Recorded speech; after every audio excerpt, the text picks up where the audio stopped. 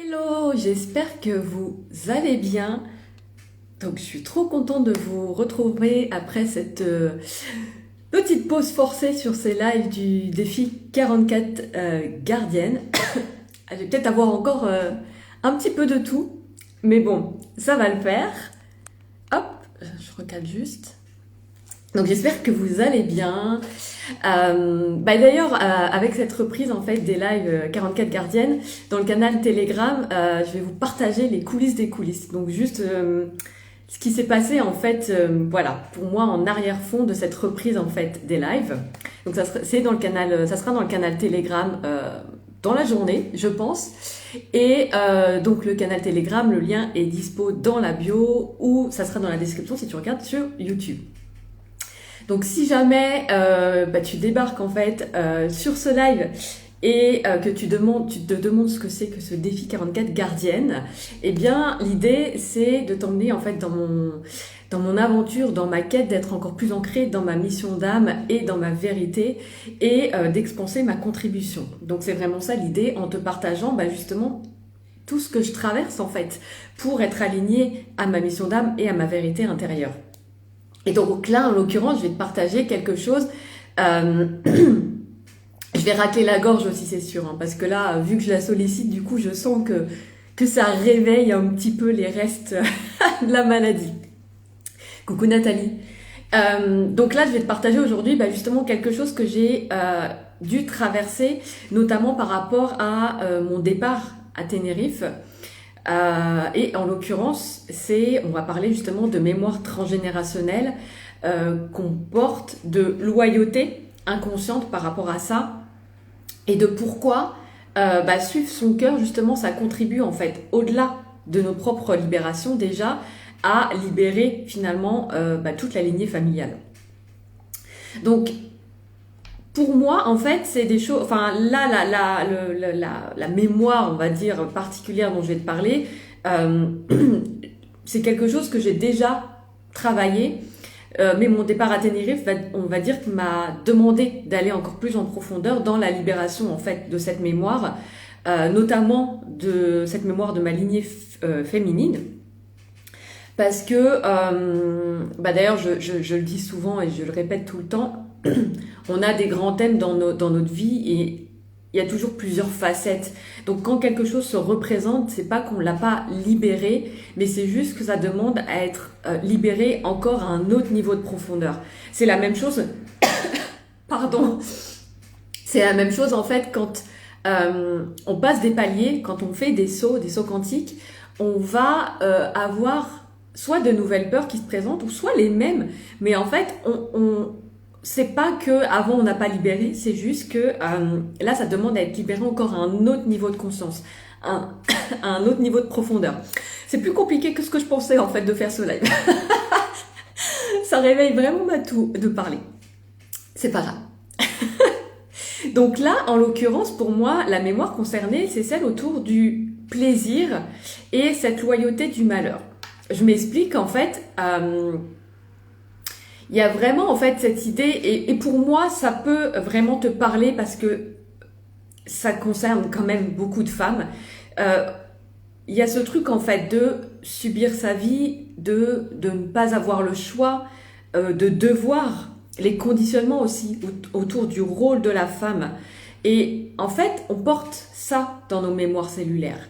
On porte ces expériences-là, ces croyances-là de subir sa vie, de ne pas avoir le choix, d'avoir certains devoirs en fait en tant que femme, et donc du coup de ne pas avoir le droit de faire aussi certaines choses en tant que femme. Et donc se choisir le plaisir, ce qui nous met en joie, en fait c'était rarement au cœur de la vie de nos ancêtres féminines. Quand on regarde un peu, c'était rarement le cas. D'ailleurs, c'est ce que je vais t'inviter à la fin de ce live à faire, mais c'est de regarder un peu justement le passé en fait de tes ancêtres féminins. Moi, quand j'ai regardé, effectivement, je vois bien que le plein épanouissement, le plein accomplissement, être en joie dans ce qu'on fait dans la vie, etc. C'est pas ce qui était au cœur de la vie, c'est pas ce qui était attendu de la femme à ces époques-là. Mais donc on porte ça encore inconsciemment, bien sûr, alors qu'on est à une autre époque, alors que les choses sont différentes. Mais quand on le porte, ça nous demande de mettre ça en conscience déjà pour ensuite aller le libérer. Et donc avec ces mémoires en fait cellulaires, inconsciemment, on va pas s'autoriser à suivre nos élans intérieurs et notre plaisir. Parce qu'on croit qu'on n'a pas le droit en fait. Mais cette croyance-là, elle ne nous appartient pas. Mais elle est là, tant qu'on ne la met pas en conscience. Coucou Alicia. Et par loyauté, il y a une loyauté aussi qui va se créer. Et donc par loyauté, on se refuse en fait d'être pleinement heureuse, d'être pleinement épanouie, d'être pleinement accomplie. Encore plus si effectivement nos modèles féminins dans notre enfance ne l'ont pas été. Ça va être aussi c'est pour ça que ça va être intéressant d'aller voir les histoires en fait de nos ancêtres, parce que ça a modelé aussi la façon dont on a perçu les choses en fait enfant. Matou est encore présente. Ce que je disais à Alicia, Matou est encore présente, donc désolée pour ça.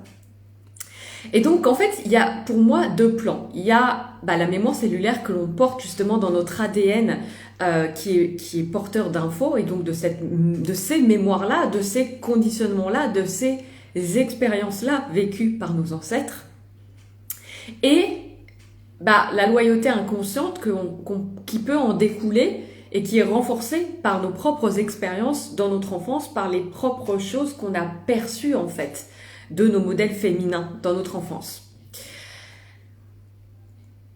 Et en fait, ce que j'avais vraiment envie aussi de partager avec toi aujourd'hui, c'est que ce n'est pas une fatalité. C'est-à-dire que ça demande d'être mis en conscience, et ensuite ça demande aussi de prendre la décision que ça s'arrête avec soi.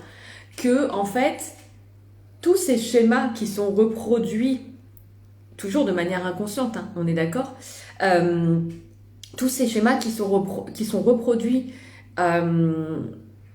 de génération en génération, et bien à un moment donné, c'est décidé que stop, ça s'arrête avec moi. Que effectivement, je vais sortir, et je vais revenir, ça demande de sortir un peu du schéma et donc du clan, mais je vais décider d'oser suivre mes élans du cœur, d'oser suivre mon plaisir, ma joie, d'oser sortir de ces carcans en fait dans lesquels ma lignée féminine a été enfermée potentiellement. Oser sortir du schéma familial. Et en fait, ce qui est important aussi, c'est que parfois, quand il s'agit juste de se libérer soi, on peut peut-être trouver ça égoïste. On peut peut-être se dire, suivre mon plaisir et mes élans du cœur, c'est égoïste. Et c'est aussi ce que j'aimerais te transmettre là, c'est que quand tu te libères toi de ça, tu te libères pas que toi en fait. Tu libères aussi tous tes ancêtres féminins qui ne se sont pas autorisés à suivre leurs élans du cœur, à suivre leur plaisir. Et ta descendance potentiellement, que tu en aies ou que tu en aies pas, ça aura aussi un impact sur ta descendance. Donc ce travail de libération que tu peux faire autour de de ces mémoires en fait, autour du plaisir, autour des schémas peut-être. Alors moi c'était ça, par rapport à mon départ à Tenerife, c'était très lié à des mémoires de s'autoriser à suivre son plaisir, à ce qui nous fait vraiment vibrer, s'autoriser à sortir de cette loyauté du malheur, d'être loyal à une forme de malheur et de petitesse parce que mes ancêtres étaient dans ce schéma-là. Et quand on fait ça, vraiment, on a un impact énorme en fait. On s'en rend pas compte, mais on a un impact énorme sur notre lignée, mais aussi, en fait, c'est vraiment sur la lignée, donc je le vois comme ça, mais aussi sur le collectif en fait féminin. Donc l'image que j'avais, c'est ça, c'est la lignée en fait comme ça qui descend, et aussi sur tout le collectif féminin. Et cet impact, il est hyper important. Et en fait, quand tu te libères de ça, que tu t'autorises à suivre tes élans intérieurs, à suivre tes élans du cœur, à t'autoriser à suivre ce qui te fait vibrer, ce qui te met vraiment en joie, ce qui te fait plaisir, tu contribues aussi à la libération du collectif. Au-delà de ta propre libération, ça libère aussi le collectif. Ça coupe en fait l'image, moi, quand je te parle des gardiennes, donc c'est tous ces freins inconscients, ces peurs, ces croyances, ces conditionnements, en fait, qui, moi, comment je le vois, c'est vraiment, il y a nous, notre âme, et il y a comme ces liens, en fait, ces chaînes qui nous bloquent, finalement, à aller vers nos élans. Et donc, quand tu travailles sur ça, quand tu travailles sur ce genre de mémoire transgénérationnelle, de schéma que tu vois se répéter de génération en génération, et qu'à un moment donné, tu décides de dire stop, bah en fait, tu coupes un lien. Tu coupes un lien supplémentaire pour te libérer, et libérer surtout ton être. Alicia, tu me dis surtout avec le statut de la femme avant. Ouais, exactement, je le disais. Je pense que je le disais juste avant que tu arrives, mais exactement, c'est-à-dire que il y a vraiment de gros conditionnements autour de ce que la femme a le droit de faire, pas le droit de faire. Et donc aujourd'hui, on est aussi une génération, et dans un pays, j'entends, parce que c'est pas aussi possible dans tous les pays, on est d'accord. Donc là, je parle vraiment, moi, par rapport à là où je suis aujourd'hui, dans la culture dans laquelle je suis née, on a cette possibilité de contribuer en fait à cette libération, à s'autoriser en fait à suivre nos élans du cœur, à suivre ce qui nous fait vraiment plaisir et à sortir en fait de ces conditionnements, de ces carcans qui ont enfermé la femme en fait jusqu'ici et qui ont donc aussi enfermé potentiellement notre lignée familiale féminine spécifiquement. Et oui, tout à l'heure je disais, et ce que je voulais dire aussi, c'est que effectivement, ça peut être aussi un autre challenge, celui de sortir du clan. De sortir du clan, en fait. De lâcher le fait de croire que pour faire partie du clan, je dois m'aligner finalement à sa vibration, à ses schémas, répéter les mêmes schémas pour rester dans le clan, et, pardon, et ne pas paraître plus ou trop. Donc il peut y avoir aussi ce challenge-là en fait, quand à un moment donné on voit qu'il y a un schéma qui se répète et qu'on décide de sortir de ça, qu'on décide que ça s'arrête avec nous, on peut avoir ce challenge de ouais, mais ça me demande du coup potentiellement d'être différent du clan, de sortir du clan. Tu vois, l'idée c'est vraiment en fait, ça peut réveiller les blessures de rejet par exemple. Parce que du coup, on peut avoir peur d'être rejeté. Et ça demande aussi, du coup, ce positionnement de... du coup, pour moi, ça demande aussi de le percevoir autrement. C'est-à-dire de ne pas le percevoir comme je sors du clan, mais plutôt comme je fais toujours partie du clan et j'autorise, je montre au clan que c'est possible, en fait. Je montre que autre chose est possible. Je m'autorise à me libérer et à suivre ces élans pour... libérer énergétiquement en fait de toute façon ma lignée familiale et montrer aussi que c'est possible et notamment pour la descendance par exemple et par exemple aujourd'hui, alors quelque chose qui peut t'aider à mettre cette toux est tenace qui peut t'aider à mettre en conscience par exemple qu'est-ce qui se joue pour toi aujourd'hui. Et est-ce qu'il y a quelque chose, et est-ce qu'il y a un élan intérieur que tu sens peut-être freiné aujourd'hui, dans lequel tu te freines, que tu t'autorises pas à suivre, peut-être par loyauté envers ta lignée féminine, c'est d'aller un peu justement voir l'histoire de ta famille. C'est, par exemple, qu'est-ce que les femmes de ta famille ne se sont pas autorisées à faire, à être. Quelle est l'histoire en fait de ta lignée féminine, de ta mère, de ta grand-mère, de ton arrière-grand-mère, et quels sont les liens en fait que tu fais toi avec ta propre histoire? Est-ce que tu vois déjà un schéma qui se dégage et qui ressort et où tu vois que tu es en train de reproduire par exemple un schéma?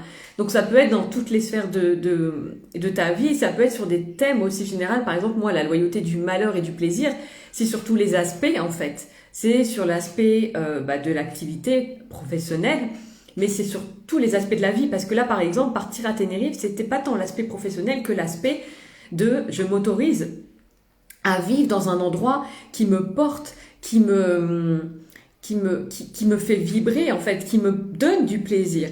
Et j'ai vraiment senti ce lien, en fait, qui me tenait ou qui peut générer de la culpabilité, par exemple, euh, en mode, non, mais moi, qui suis-je, moi, pour être finalement peut-être ou plus heureuse, en fait, que mes ancêtres féminines, ou pour m'autoriser, en fait, à vivre ça, alors que peut-être dans ma famille, c'est pas le cas. Tu vois, l'idée, c'est vraiment ça, en fait. D'aller voir un peu. Est-ce qu'il y a quelque chose, est-ce qu'il y a un thème qui ressort? Est-ce qu'il y a un sujet aujourd'hui où je sens que j'aimerais y aller, j'aimerais faire ça, ou j'aimerais être ça, et quelque part, je ne me l'autorise pas parce que je vois bien que dans mon histoire familiale, c'est des choses que les femmes ne se sont pas autorisées à faire ou à être. C'est des choses que peut-être que les femmes de ma lignée ont cru impossibles. Et l'idée, c'est vraiment d'aller un peu visiter ça. Et tu peux, là déjà, rien qu'en m'écoutant, s'il y a des choses qui sont venues, qui sont remontées, qui t'ont fait tilt, déjà, t'as un indicateur et t'as un indice sur peut-être ce qui est en train de se jouer pour toi. Et c'est peut-être le moment d'aller voir ça pour justement, te libérer toi et libérer en fait aussi ta lignée de non, stop, c'est fini en fait. On n'est plus obligé de reproduire ce schéma. On n'est plus obligé de garder cette loyauté en fait. C'est peut-être le moment aujourd'hui de se libérer de ça pour s'autoriser à faire ce qui nous appelle vraiment, pour s'autoriser à être ce qu'on veut être vraiment, ce qu'on est vraiment en fait au fond de nous, et s'autoriser à suivre ces élans intérieurs qui nous appellent. Donc voilà ce que j'avais envie en fait de te partager aujourd'hui. Donc comme d'habitude, n'hésite pas à me dire en commentaire ou en MP si ça a résonné pour toi, si peut-être ça a déjà mis quelque chose en lumière, ça serait super. Et voir effectivement comment ça te parle, si c'est des choses en fait que tu sens présentes et qui c'est peut-être le temps justement aujourd'hui de lâcher.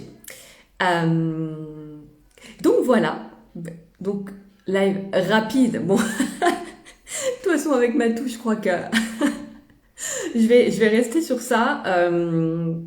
N'hésite pas en tout cas à me dire si ça te parle. Et puis sur ce, je te souhaite une très très belle journée. Et puis je te dis du coup à vendredi prochain pour le prochain live du défi 44 gardiennes. Ciao!